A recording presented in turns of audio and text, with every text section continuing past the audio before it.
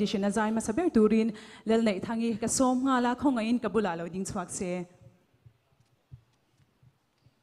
this one a local chungyan Aizawl district audition a kan endik tu tur te hi kan puang le lokanga urinzawa te purobina te le jawi te anni a kan mershiat sa emem te khani khongain kabulan lo ding chhola tiro mi pakhat ding na turmani se kan leng thawin ka shia in ba sai na sa em ba sai na sa e Mizo Idol season sari na lawa hian ni mel kan lo mu to thinem ka mu ve thine ingti ko mange sang ni som ni pasarin ka thia sang hi le som pariya ta ni zo kem ani zo kang atiro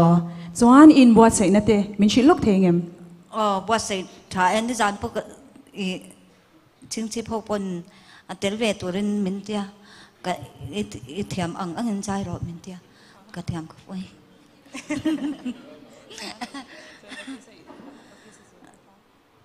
entin hey we ni ya ka lo tel ve the hi ka lom ni tu ka bye bye ma din ni le ching chip mol pu yami te ka lo bye bye teng le ai zo la den sang tv mi no khir tu te ka lo bye bye nge atan na va noi ve e ke lo chit lai chang kan uzawa nge purobinan zai thiam min tingo tangi ti kha purobinan purobina ti dai mai uzawa kan ma se aron chang chat mai je te ro le thata ka zai turin du sakna kan hlan che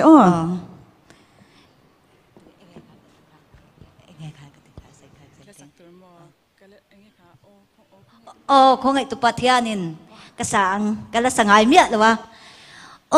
không ai tụi pathiani can tin lung chung ngài van ne